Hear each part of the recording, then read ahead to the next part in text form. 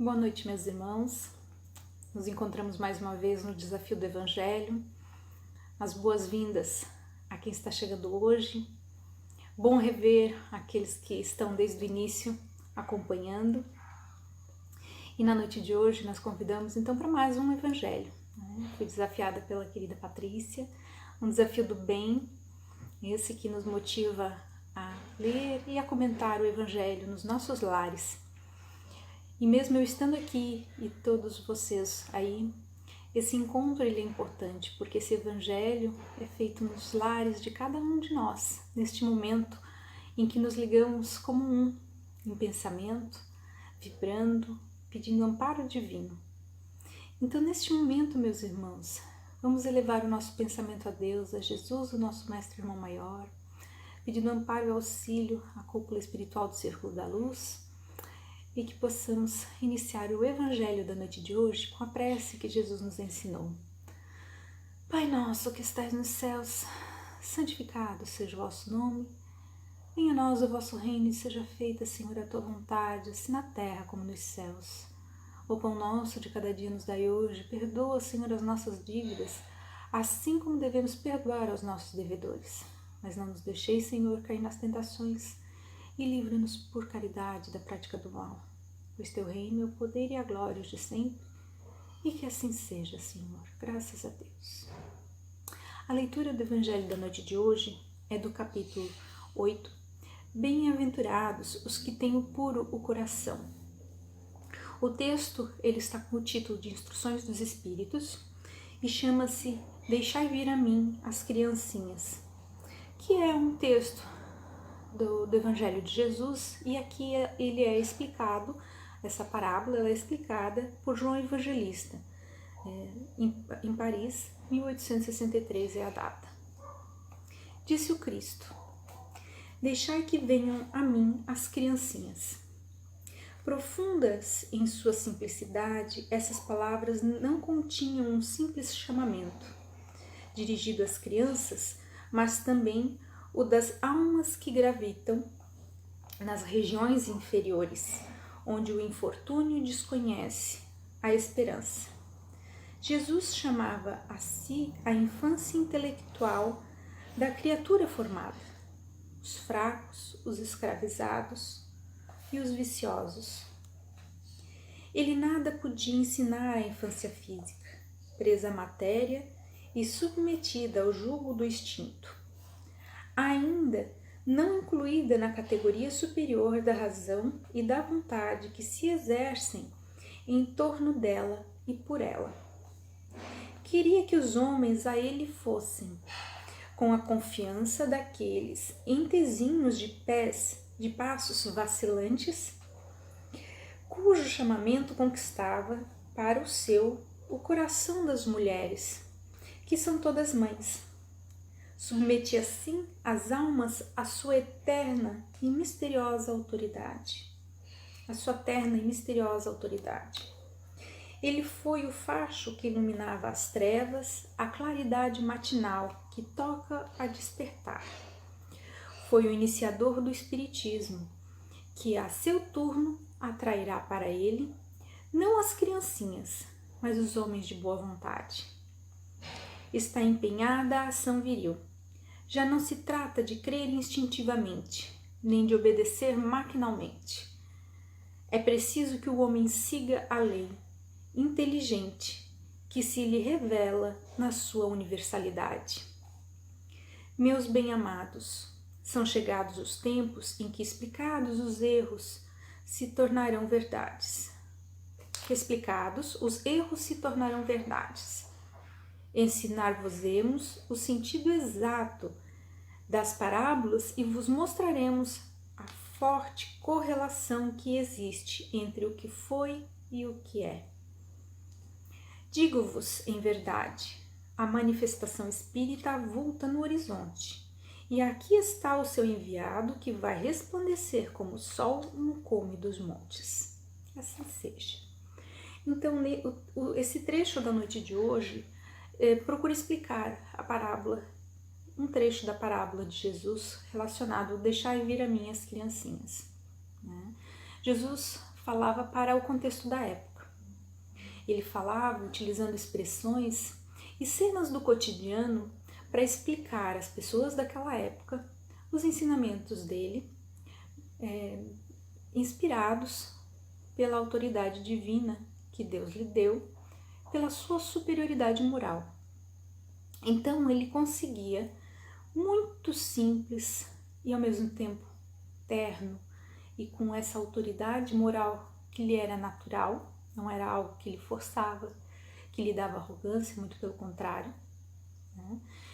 Ele explicava como é que eram as situações. Quando nós lemos hoje essas parábolas, como não vivemos mais naquela época, provavelmente vivemos em encarnações anteriores, mas não nos lembramos, obviamente. Atualmente, quando lemos esse texto, se nós não temos essa contextualização, em alguns momentos ele nos parece estranho. E aqui, essas criancinhas que ele fala, ele se refere exatamente a isso.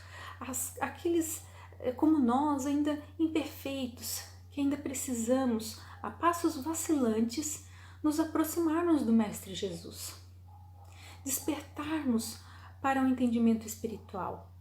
Compreendermos que não estamos aqui por acaso, que não estamos aqui para festar somente, não estamos aqui simplesmente para ficarmos, como eu gosto de dizer, com as patinhas para cima, né, o tempo inteiro de folga. Nós estamos aqui para aprendermos, para pormos em prática os ensinamentos do Mestre Jesus, para que nós possamos evoluir, possamos aprender com os desafios que a vida nos traz, porque nós, antes de encarnarmos, solicitamos esses desafios, muitas vezes. Solicitamos essas dificuldades para que nós pudéssemos aprender, pudéssemos corrigir algum equívoco de existências anteriores e também corrigirmos equívocos dessa existência. Não trazemos aqui o contexto de culpa, né, de castigo, mas de responsabilização, que enquanto nós vamos evoluindo, isso pesa para nós. Quando vamos pegar o nosso dia a dia, quando nós percebemos que a gente se equivocou, poxa, eu falei uma palavra brusca com aquela pessoa, eu não precisava ter falado desse jeito, e a nossa consciência já desperta, compreendendo aquilo que nós erramos, que nós podemos corrigir, que nós podemos acertar. Então nós vamos lá, conversamos com essa pessoa, pedimos desculpa, esclarecemos, colocamos aquilo que nós gostaríamos de ter dito de uma forma melhor, né? Então é a nossa consciência que já está despertando para as nossas responsabilidades, para conosco e para com as pessoas com as quais convivemos. E aí Jesus diz, deixai vir a mim as criancinhas, ou seja, na verdade todos nós em algum momento da nossa jornada fomos essas criancinhas, de passos vacilantes, sem a compreensão, sem a maturidade espiritual, porque não está se referindo aqui à maturidade cronológica, a idade. Ah, mas tem 40 anos, tem 30, tem 20, tem 5. Não é essa cronologia que está se referindo o Evangelho. É a idade moral, é a maturidade espiritual e moral. Ou seja, o quanto nós já conseguimos avançar na nossa jornada evolutiva frente às múltiplas encarnações que já tivemos. Porque a vida é uma só, quando somos criados simples e ignorantes, e vamos avançando, né? A cada encarnação, avançando um pouquinho, às vezes por algum motivo estacionamos, mas felizmente nunca regredimos. Então a cada momento temos a oportunidade de aprender, temos a oportunidade de avançar, de ter essa clareza. A doutrina espírita, ela tem esse papel de nos esclarecer esse entendimento, despertar a nossa consciência e contribuir para que nós sejamos ativos nesse processo de aprendizado. Não apenas recebendo, né, a informação, mas pensando sobre ela. Qual é o sentido dela hoje na minha vida? Porque o próprio texto fala sobre isso, né? Que chegados os tempos em que os erros se tornarão verdades, ou seja, que aquilo que eu achava que era o correto, eu vou perceber que não era tão correto assim. E vou ter a oportunidade de corrigir isso, de ajustar a minha jornada, ajustar o meu passo de vacilante para um passo mais firme e comedido ao mesmo tempo, entendendo que é um processo de aprendizado e que outros erros poderão acontecer. Mas à medida em que eu paro e penso sobre isso, nós vamos conseguindo antecipar. Por exemplo, hoje nós somos muito ansiosos, então muitas vezes nós reagimos e depois, muito tempo depois, a gente percebe que aquela reação, a forma como ela foi, não foi legal. Vai chegar um momento em que nós vamos reagir e em seguida a nossa consciência já vai dizer assim, poxa, o tom não foi certo, a forma como você conduziu não foi correta, a forma como eu pensei não estava enquadrada, eu não tinha as informações necessárias e julguei de uma forma equivocada. E aí, quando nós alcançarmos um pouco mais de evolução, antes de reagirmos, nós vamos pensar sobre isso, vamos analisar todas as possíveis desencadeado possível de situações e vamos pensar, não posso agir dessa forma, tenho que fazer diferente. E aí, vamos pensar assim, o que eu gostaria que fizessem para mim se eu estivesse na situação contrária? Como é que eu gostaria de receber isso? Como é que eu gostaria de pensar, né? de ser abordado? Então nós vamos nesse processo amadurecendo, de crianças espirituais para jovens espirituais, para maduros espirituais, e a nossa jornada vai continuando, porque sempre vamos aprender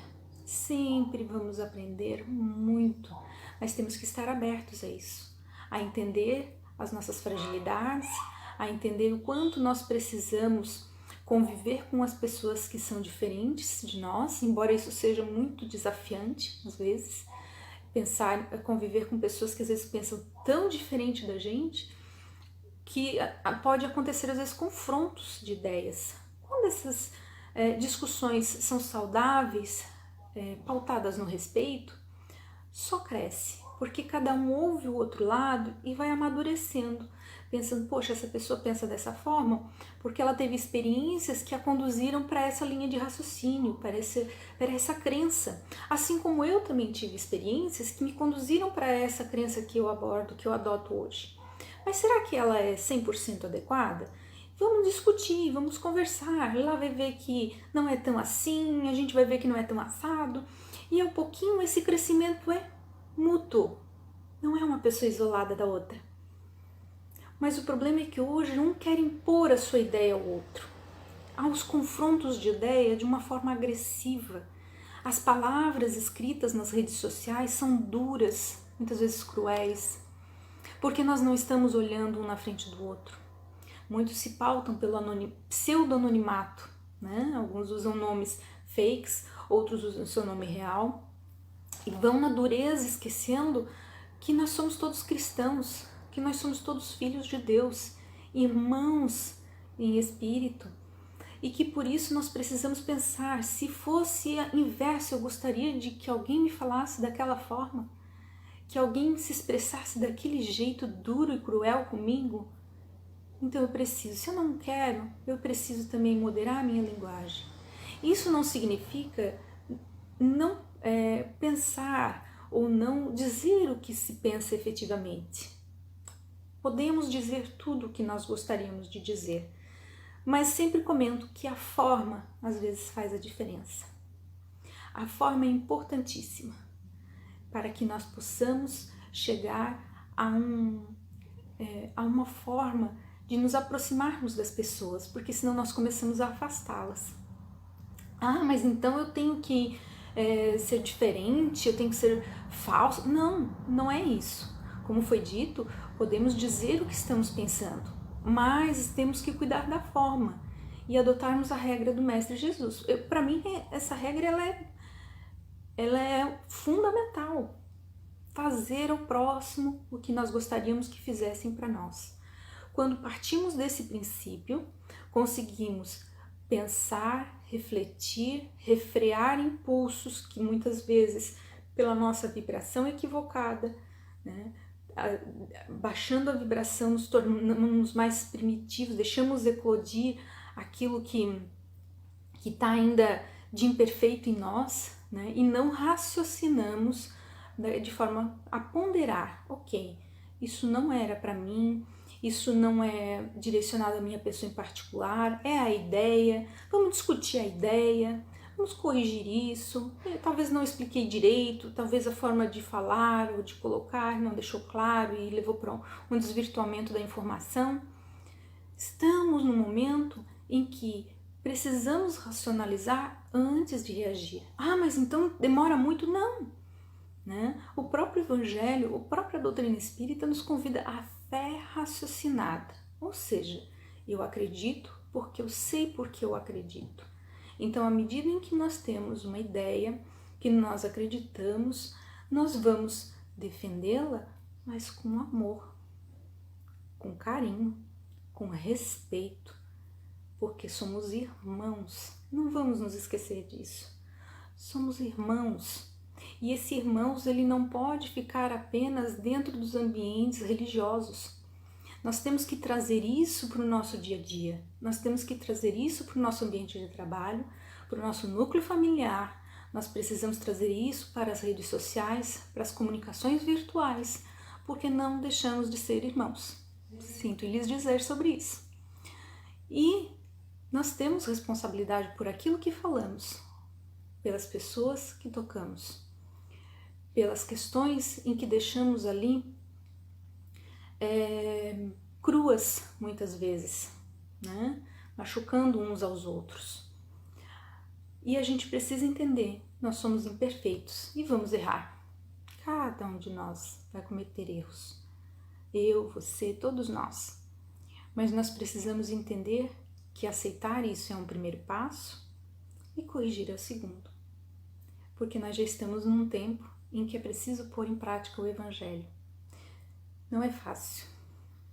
Somos o tempo inteiro instigados ao combate, me parece. Ao combate de palavras, ao combate de ideias, às atribulações, aos desafios, né? Mas temos o Evangelho para nos nortear, para nos auxiliar a nos enquadrarmos, a elevar a nossa vibração, a ponderarmos as circunstâncias e não nos deixar levar ao vento. Já temos condições de fazer isso, cada um de nós. Um pouquinho de cada vez, um dia depois do outro. Não vamos mudar de uma hora para outra também, mas o exercício diário é importante, porque nós temos que fazer com que a nossa criança amadureça espiritualmente. Porque deixai vir a mim as criancinhas. O Mestre já nos aconchegou, o Mestre já nos recebeu, nós já estamos com Ele, mas precisamos ouvi-lo e precisamos pôr em prática esse ensinamento. Era essa a mensagem para a noite de hoje. Espero que tenham aproveitado. Para mim ela foi muito significativa. Relendo e relendo essas passagens, a gente vai refletindo, vai aprofundando, vai entendendo às vezes o contexto de outras formas e procura colocar ele em prática com aquilo que nós estamos vivenciando no dia a dia. Então, meus irmãos, o desafio da noite de hoje foi feito, foi cumprido, e agora eu tenho como tarefa, antes da gente fazer a magnetização das águas, de nomear o próximo desafiado. E aí eu convido o meu irmão Maurício Colli para que ele possa fazer o Evangelho da quinta-feira. Tenho certeza que vão aproveitar muito. Ele é um ótimo orador e traz muitas contribuições também de reflexão. E nesse momento, então, vamos elevar o nosso pensamento, magnetizando a água que cada um tem perto de si, né? O copo de água ou a garrafinha de água, como vocês preferiram se organizar, pedindo amparo à espiritualidade amiga e que ali deposite os remédios necessários para o nosso corpo físico e o nosso corpo espiritual, e que possamos, durante a semana, ir tomando ela e nos fortalecendo física e espiritualmente. Elevando também o nosso pensamento, vamos vibrar por todos os nós, pelos nossos familiares, pelos nossos vizinhos, amigos, conhecidos, colegas de trabalho, colegas de casa espírita, a todos os que convivemos, seja profissionalmente, socialmente. Vamos vibrar por todos os nossos irmãos que estão em dificuldades nesta vida, aos hospitais, aos asilos, aos orfanatos, aos presídios. Vamos vibrar também, meus irmãos, por todos os acamados pelo Covid-19, pelo coronavírus, que possam restabelecer seu corpo físico e espiritual. Vamos rezar e vibrar pelos nossos governantes para que tomem sempre as decisões pautadas no bom senso, na orientação da ciência, que possam tomar as melhores decisões para a comunidade, para a sociedade.